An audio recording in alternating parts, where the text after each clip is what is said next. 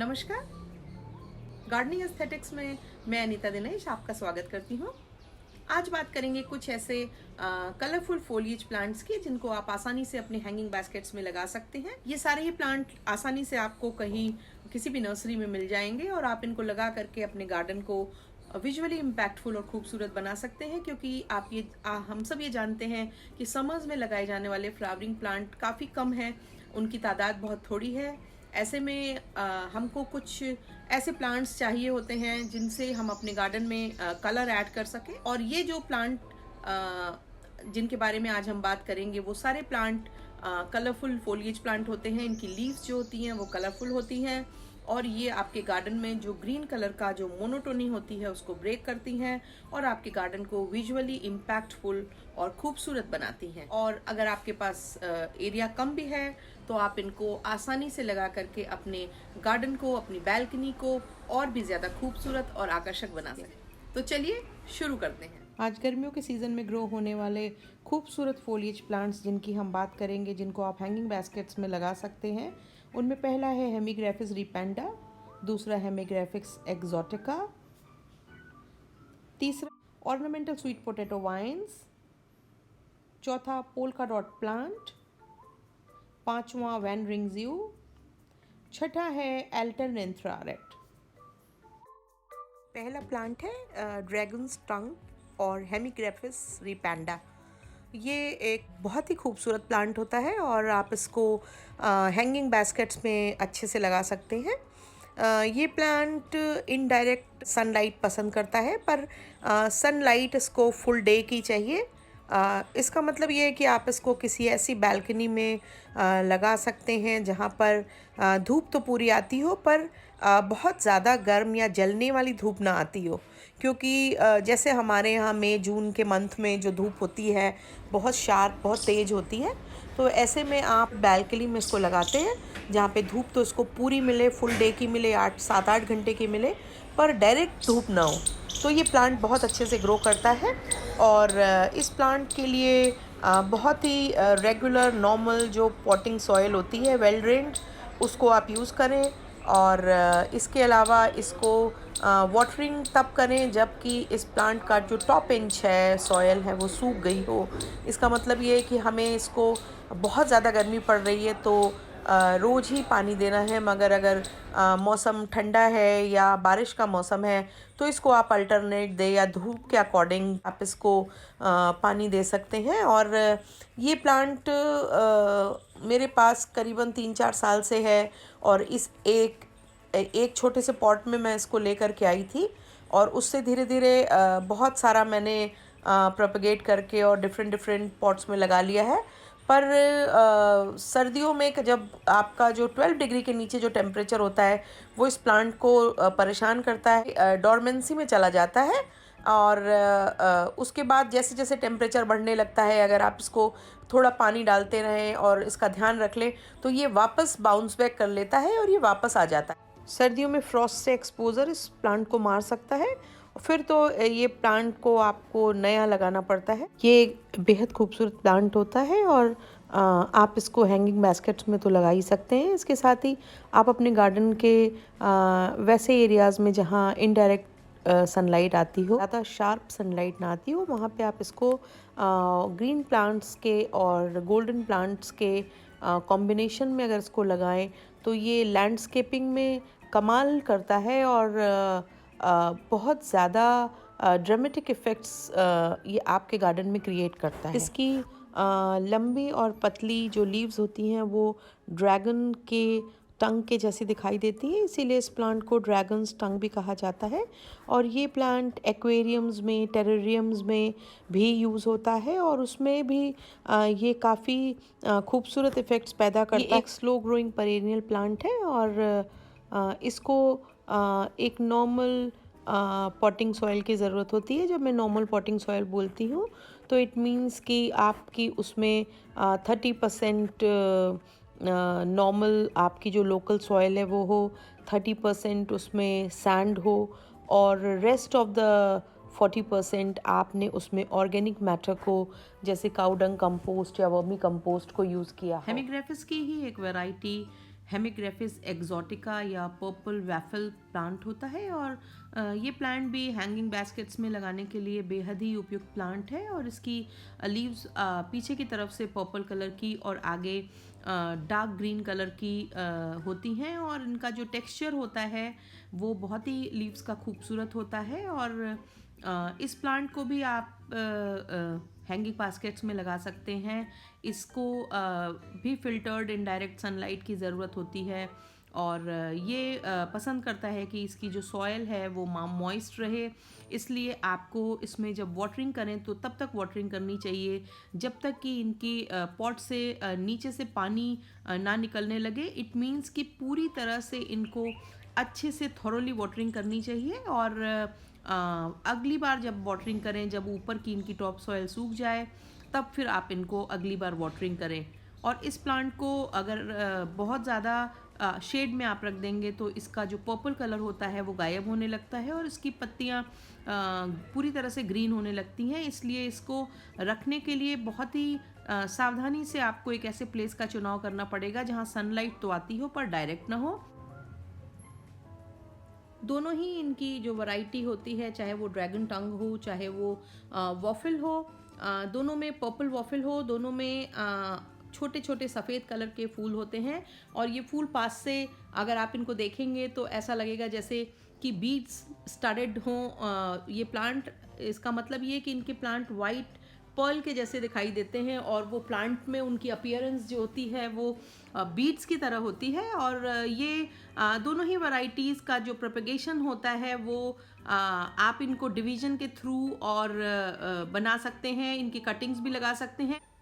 Plants को आप pots में या हैंगिंग पॉट्स में कॉम्बिनेशन के संग भी लगा सकते हैं। इसका मतलब दूसरे कुछ और कलर वाले प्लांट्स के साथ लगा करके भी इनको अपने लैंडस्केपिंग में यूज़ कर सकते हैं।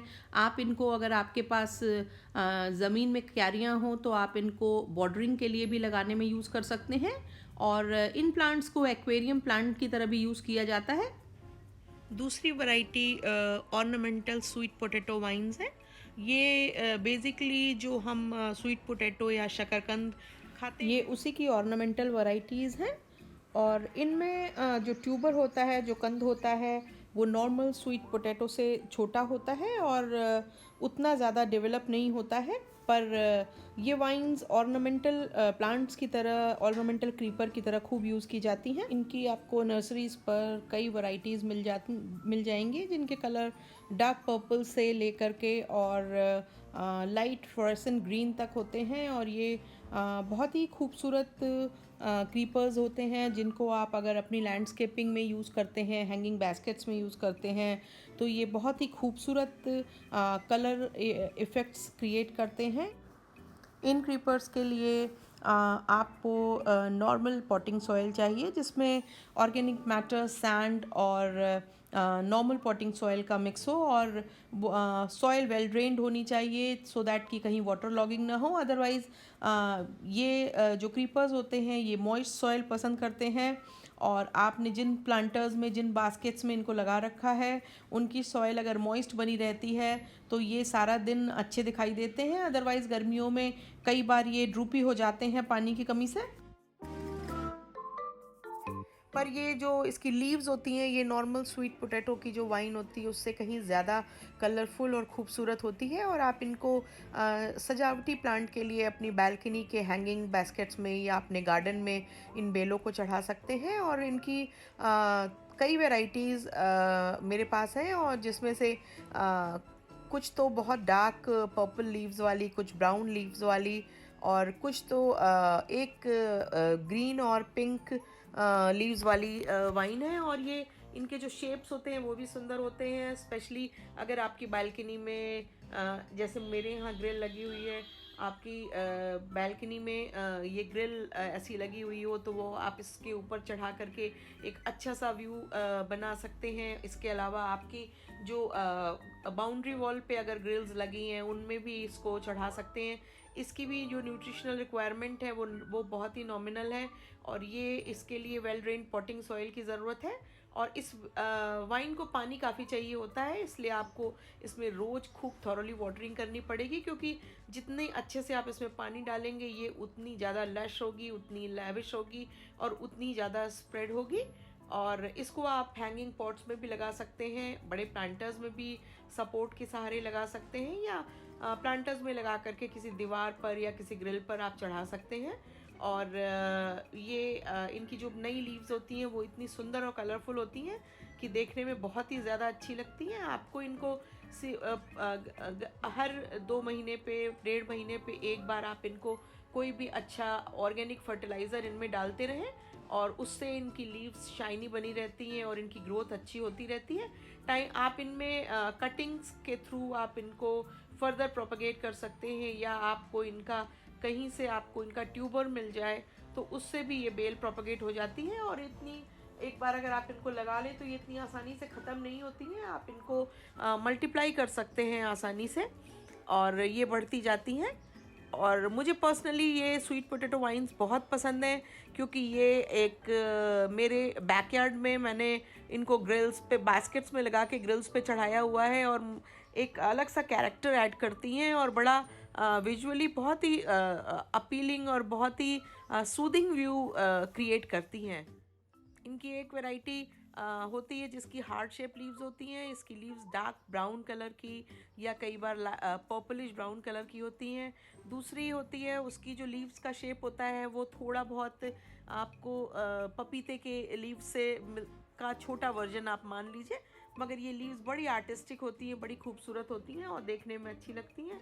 एक इनका वर्जन है जिसकी लीव्स तो थोड़ी सी आलमंड शेप की होती हैं, और पर जब इसकी नई लीव निकलती है तो वो इतनी ज़्यादा पिंक कलर की होती है, या पुरानी लीव्स के जो एजेस होते हैं वो इतने पिंक होते हैं कि ये बहुत अच्छी लगती है, बहुत खूबसूरत लगती है। दूसरा, इनको वाटरिंग का मैंने आपको बता ही दिया, इनको आपको डेली वाटरिंग करनी ही होती है। और अगर आपको लगे कि इनकी पत्तियां जल रही हैं, ख़राब हो रही हैं, तो आप इनकी काट छांट करते रह सकते हैं। सर्दियों में इनके संग भी ये प्रॉब्लम होती है कि जब थोड़ी सर्दियां बढ़ती हैं, फ्रॉस्ट का असर होता है, अगर ये एक्सपोज होगी तो ये एकदम मरने का भी इनके डर रहता है। इसलिए आप इनको ऐसी जगह रखें जहाँ पे डायरेक्ट फ्रॉस्ट से इनका इनकाउंटर ना हो, तो बड़ा अच्छा रहता है और ये फिर बनी रहती हैं।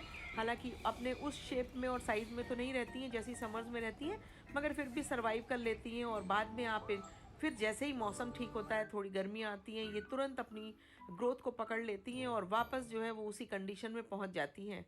और आप इनको ज़रूर लगाएं। बहुत सारे लोग इसकी इस वैरायटी को हार्ट शेप लीव की वजह से ब्लैक मनी प्लांट भी कहते हैं। इन क्रीपर्स को आप ऐसे एरिया में लगाएं जहां कम से कम 4-5 घंटे की धूप इनको मिले, और ऐसे में इनकी जो लीव्स का कलर है वो काफ़ी अच्छे से उभर के आएगा और ये लीव्स ज़्यादा कलरफुल दिखाई देंगी। इन प्लांट्स की अगर मिट्टी अच्छी बनी हुई हो, सॉयल अच्छी बनी हुई हो और ऑर्गेनिक मैटर में रिच हो, तो इनको बहुत ज़्यादा फर्टिलाइजेशन की ज़रूरत नहीं होती है।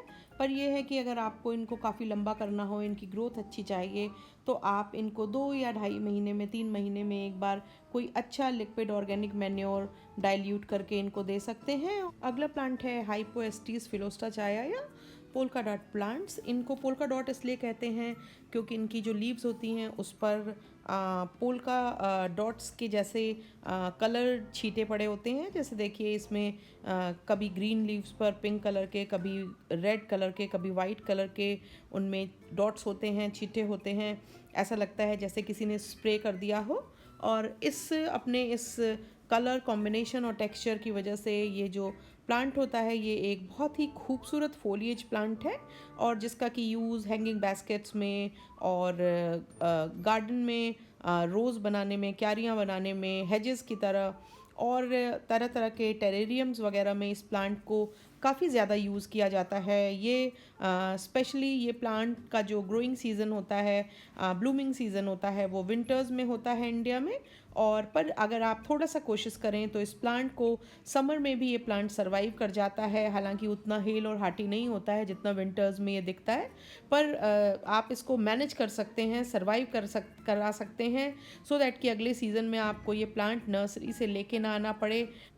ये प्लांट भी बेसिकली फ़िल्टर्ड सनलाइट को पसंद करता है, पर इसको फुल डे सनलाइट की ज़रूरत होती है। इसका मतलब ये है कि आप इसको किसी ऐसे एरिया में लगाएं जहां सन तो पूरे दिन रहता हो, सनलाइट पूरे दिन रहती हो, परंतु डायरेक्ट सनलाइट ना होती हो। इस प्लांट को भी एक वेल ड्रेन्ड पॉटिंग सॉइल की ज़रूरत होती है, जिसमें ऑर्गेनिक मैन्योर और नॉर्मल पॉटिंग सॉइल और सैंड का एक बैलेंस्ड मिक्सचर हो वो, और इसका जो पॉट हो वो वेल ड्रेन्ड हो, उसमें पानी बहुत देर तक रुकता ना हो। पर आपको इस प्लांट में रेगुलर वाटरिंग करनी पड़ेगी, क्योंकि इस प्लांट को पसंद है कि इसकी जो सॉयल है वो मॉइस्ट बनी रहे, स्पेशली इसकी जो टॉप लेयर है वो मॉइस्ट बनी रहे, सो दैट इस प्लांट के जो कलर्स हैं वो ज़्यादा उभर के आते रहें। अगर आप कम पानी डालेंगे तो ये आपका प्लांट मर सकता है, ख़राब हो सकता है। और इसकी जो लीव्स होती हैं वो ज़्यादा सनलाइट और ज़्यादा एक्सपोज़र से उनका जो खूबसूरती है, उनकी जो शाइन है वो ख़त्म हो जाती है, वो कम हो जाती है। इसलिए आपको इस प्लांट को बहुत ही डेलिकेटली और बहुत ही पेशेंटली हैंडल करना पड़ता है। इनफैक्ट सच तो ये है कि जब मैं अपने इस प्लांट को देखती हूँ तब मुझे अपने गार्डनिंग स्किल्स पे थोड़ा संतोष होता है, क्योंकि मैं कई बार मैं मोस्ट ऑफ द टाइम मैं नर्सरीज़ में भी इस प्लांट को इतना हैप्पी और इतना प्रॉस्पेरस नहीं देखती हूँ जितना मैं अपने पास देखती हूँ। और मुझे लगता है कि नहीं, इट मीन्स कि मैंने इस प्लांट को बहुत ही अच्छे से हैंडल करना सीख लिया है। मार्च की स्टार्टिंग में इस प्लांट में फ्लावरिंग शुरू हो जाती है। इसके फ्लावर्स इतने सिग्निफिकेंट तो होते नहीं हैं, ये ज़्यादातर लाइट पिंकिश कलर के, लाइट पर्पल कलर के या डार्क पर्पल कलर के होते हैं। परंतु अगर आप इसके सीड्स कलेक्ट करके नेक्स्ट सीज़न के लिए सेव करना चाहते हो तो इन फ्लावर्स को आप लगे रहने दें, और फिर उसके बाद जब ये प्लांट पर वो फ्लावर्स सूख जाएं और उनके बीज प्रॉपरली सूख चुके हों, तब उन सीड्स को आप कहीं पर स्टोर करके सेफली रख लें, सो दैट अगले सीज़न में आप इनको लगा सकें।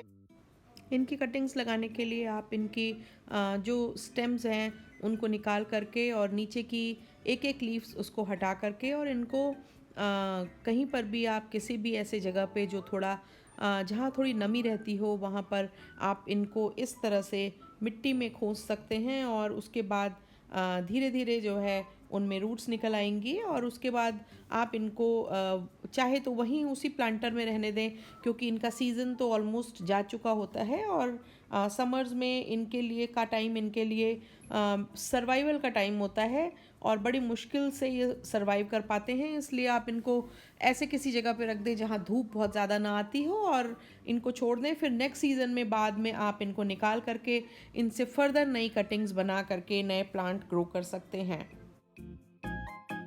अगला प्लांट वैंडरिंग ज्यू है, और इसके साथ भी यही है, फिल्टर्ड सनलाइट, क्योंकि डायरेक्ट सनलाइट पर्पल कलर को ख़त्म कर देती है, फेड कर देती है, और सनलाइट का ना होना जो है वो ग्रीन जो पिगमेंट्स हैं उनको बढ़ा देता है। इस वजह से आपको इसको ऐसे एरिया में रखना पड़ेगा जहाँ पे filtered indirect full day sunlight आती हो, जिससे इस प्लांट की लीव्स के जो कलर हैं, जो लाइंस हैं, जो इसका पैटर्न है वो बना रहे, और ग्रीन कलर उनको ओवरटेक ना कर ले, उनको ख़त्म ना कर दे। और इस प्लांट को भी सिंपली आप 2-3 महीनों में एक बार कोई लिक्विड ऑर्गेनिक मैन्योर या वर्मी कंपोस्ट आप इसमें यूज़ करें।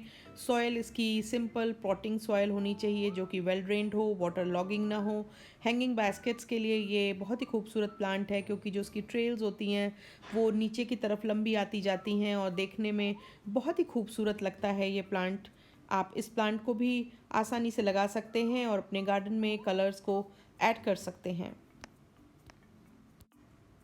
इस प्लांट का जो प्रोपगेशन है वो कटिंग्स के थ्रू होता है। आप इसकी जो ट्रेल्स हैं उनकी छोटी छोटे पोर्शंस में इनको कट करके और किसी भी ऐसी वेल ड्रेन्ड सॉइल में लगा दें, और ये मल्टीप्लाई हो जाते हैं, और इनकी उसमें से रूट्स निकल जाती हैं, और इनका नए प्लांट तैयार हो जाते हैं। इनका प्रोपगेशन बहुत ही ज़्यादा आसान है। पानी बहुत ज़्यादा नहीं चाहिए आपको, इसको अल्टरनेट डे बेसिकली पानी डालना चाहिए। अगर छोटी बास्केट में लगा हो तो गर्मियों में आप इसको रोज़ पानी डालेंगे, मगर इसकी सॉइल बिल्कुल भी सॉगी नहीं होनी चाहिए, क्योंकि सॉगी सॉइल इस प्लांट को ख़राब कर देती है, और इस प्लांट में तरह तरह के फंगल इन्फेक्शन होने लगते हैं और प्लांट ख़राब होने लगता है। इसलिए वाटरिंग का ध्यान रखें। वाटरिंग तभी करें जब टॉप 1.5 इंच की जो सॉइल है वो ड्राई हो चुकी हो। नर्सरीज़ में तो आसानी से मिल जाएगा, मगर इसको आपको ख़रीदने की ज़रूरत ही नहीं है। आपके आसपास कहीं ना कहीं ये प्लांट ज़रूर होगा। वहाँ से आप अगर इसकी एक टहनी, एक डंडी ले लेते हैं, एक स्टेम ले सकते हैं, तो उससे आप इसके ढेरों प्लांट्स बना सकते हैं। आखिरी बेहद खूबसूरत फोलिएज प्लांट अल्टरनेंथ्रा है। आप इसको भी हैंगिंग बास्केट्स में लगा सकते हैं। ये प्लांट सनी और शेडी दोनों लोकेशंस में लग सकता है, पर जितना ज़्यादा सनी लोकेशन होगी उतना ही खूबसूरत और फायरी इसके कलर्स होंगे। इसके कलर्स उभर कर आएंगे सामने और ये प्लांट खूबसूरत लगेगा। आप इस प्लांट को भी जैसे वैंडरिंग ड्यू को छोटे कटिंग्स के साथ लगा सकते हैं, वैसे ही इसकी 4 लीफ की और करीबन 1-1.5 इंच की जो स्टेम है उसको काट करके आप कहीं पर भी मिट्टी में लगा दें और ये प्लांट जो है वो अपनी रूट्स को ग्रो कर लेता है और काफ़ी तेज़ी से ये प्लांट स्प्रेड होता है। इनफैक्ट ये गार्डन्स में हेजेस बनाने में, बॉर्डरिंग करने में ये प्लांट विक्टोरियन एरा से ही यूज़ किया जा रहा है। काफ़ी ज़्यादा पुराना ऑर्नामेंटल प्लांट है और काफ़ी पॉपुलर प्लांट है। पर इस प्लांट को अगर आप धूप में लगाएंगे तो यकीन मानिए कि जो लोग इसको नॉर्मली देखते भी रहे हैं वो भी नहीं पहचान पाएंगे कि ये वही सेम प्लांट है, क्योंकि धूप में इसकी जो लीव्स होती हैं उनके कलर इतने खूबसूरत आते हैं उभर के। बैल्कनी है, थोड़ी सी जगह है, तो भी आप इनको लगा करके अपनी बैल्कनी को खूबसूरत बना सकते हैं, उसकी ब्यूटी को बढ़ा सकते हैं, उसमें कलर्स को ऐड कर सकते हैं। और ख़ास ही इन सारे साथ ही साथ इन सारे प्लांट्स का जो रख रखाव है वो बहुत ही सिंपल है। इनमें आपको कुछ बहुत ज़्यादा एफर्ट करने की ज़रूरत नहीं है। ये सारे ही प्लांट के जो प्राइजेज़ भी आपको जो नर्सरी में मिलेंगे वो बहुत ज़्यादा नहीं होते हैं। बहुत ही कम कीमत वाले ये सारे प्लांट्स हैं, मगर यकीन मानिए कि ये जब लग जाते हैं, अच्छे से ग्रो हो जाते हैं, तो ये प्लांट बेहद ही खूबसूरत लगते हैं। अगर आपको मेरा ये वीडियो पसंद आया हो तो इस वीडियो को लाइक करें, शेयर करें, मेरे चैनल को सब्सक्राइब करें और बेल आइकन दबाना ना भूलें, ताकि गार्डनिंग से जुड़े हुए जब भी मैं कोई अपडेट करूं तो वो आप तक पहुंचे। Thank you very much.